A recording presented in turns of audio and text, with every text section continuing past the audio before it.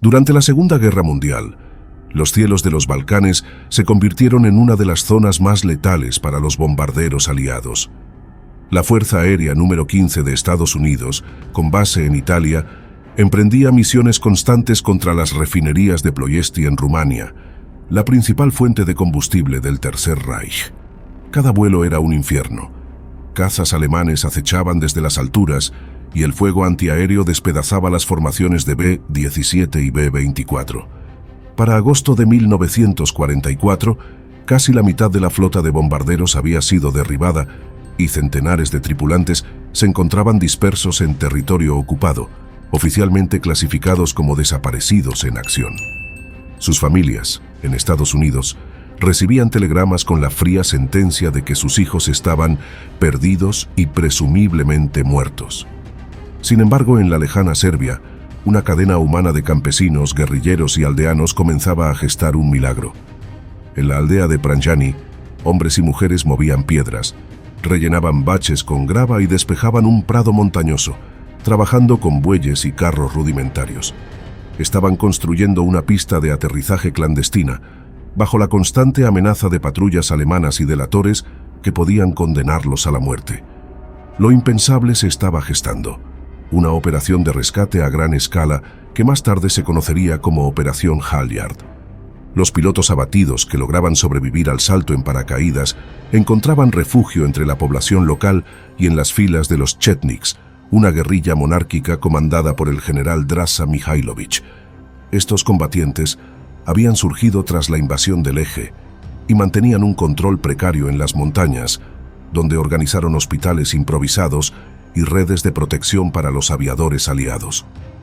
Los campesinos compartían su escasa comida, arriesgaban a sus familias y ocultaban a los hombres en establos, cuevas o casas de madera. Aun cuando el ejército alemán ofrecía recompensas por cada prisionero entregado, cientos de aldeanos decidieron enfrentar el riesgo y mantener en secreto la ubicación de los extranjeros. Uno de esos aviadores fue Claire Musgrove, un artillero que quedó aislado al retrasarse en abandonar su B-24 dañado. Su caída lo llevó a un valle serbio, donde se topó con pastores que, en lugar de delatarlo, lo condujeron a un refugio. Durante días permaneció escondido, incluso bajo la amenaza directa de botas alemanas que resonaban en la casa donde lo ocultaban. Con el tiempo, fue entregado a los Chetniks, quienes lo guiaron por senderos montañosos hasta un punto de concentración de prisioneros rescatados. Ahí comenzó a descubrir que no era el único, sino uno de cientos que aguardaban un rescate imposible. Mientras tanto, en Washington, la historia se filtraba por canales inesperados. Una funcionaria de origen yugoslavo, Mirjana Vujnović, supo que cientos de aviadores estaban ocultos en Serbia y alertó a su esposo George, oficial del OSS en Italia. Aquella información permitió diseñar el operativo secreto que cambiaría el destino de más de 400 hombres.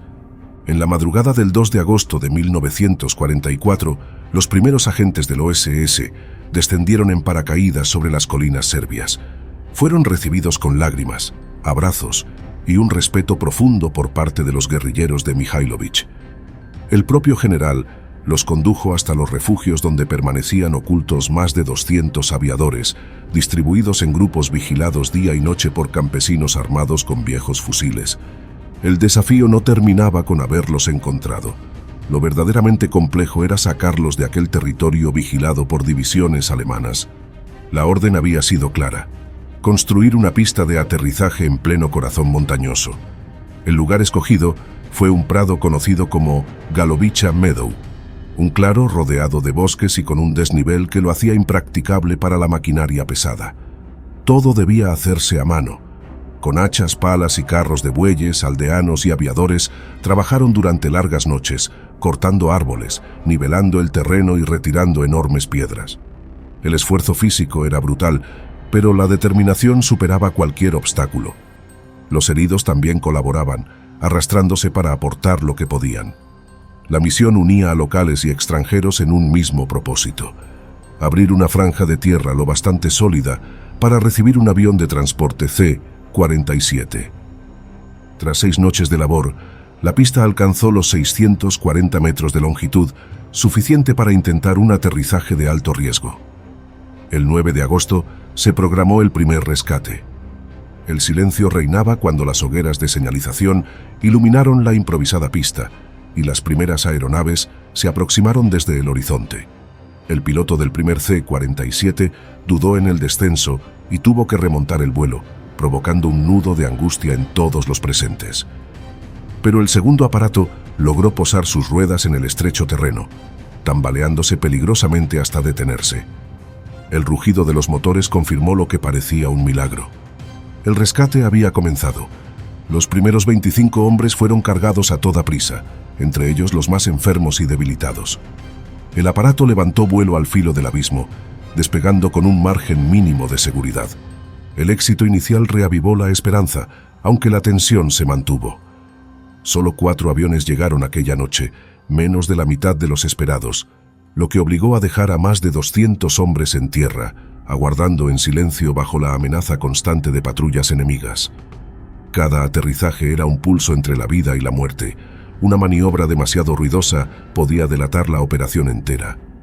Al amanecer del 10 de agosto, la evacuación tomó dimensiones históricas. Decenas de C-47 comenzaron a aterrizar y despegar sin descanso. Los chetniks aseguraban el perímetro, mientras los aldeanos mantenían encendidas las hogueras de señalización. En ordenadas filas, grupos de 20 aviadores eran conducidos hasta las aeronaves. Muchos de ellos, antes de abordar, se quitaban las botas para entregárselas a los campesinos que los habían salvado, en un gesto espontáneo de gratitud hacia quienes habían arriesgado todo por protegerlos. En los días posteriores, la operación se expandió hacia nuevas zonas.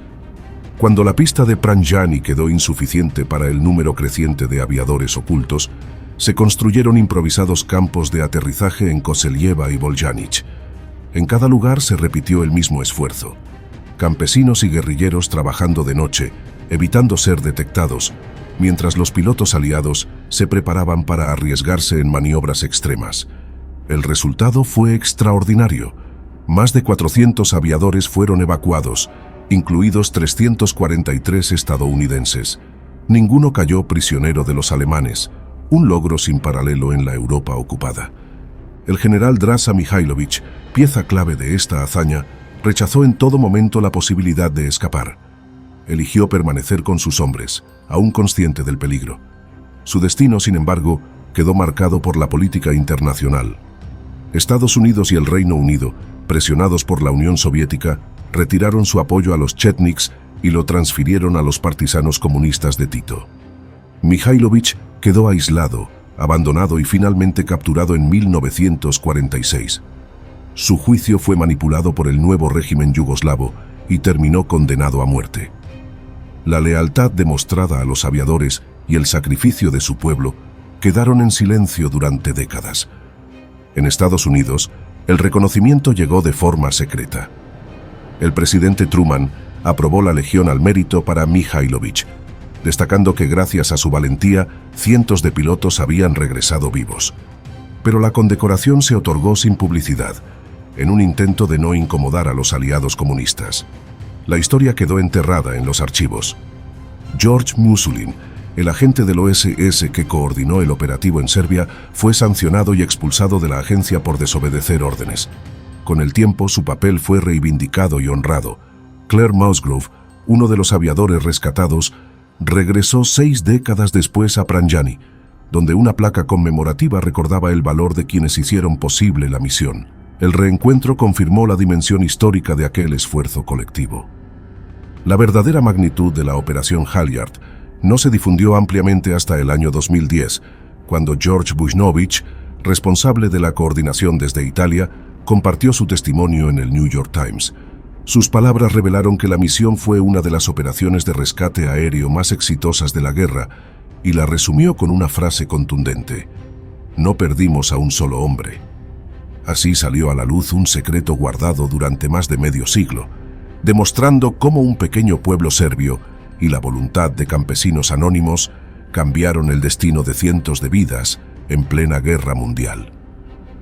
La Operación Halyard demostró que la valentía anónima puede cambiar el curso de la historia. No olvides suscribirte, activar la campanita, darle like y comentar qué te pareció este video. Te esperamos en el próximo contenido con más secretos impactantes.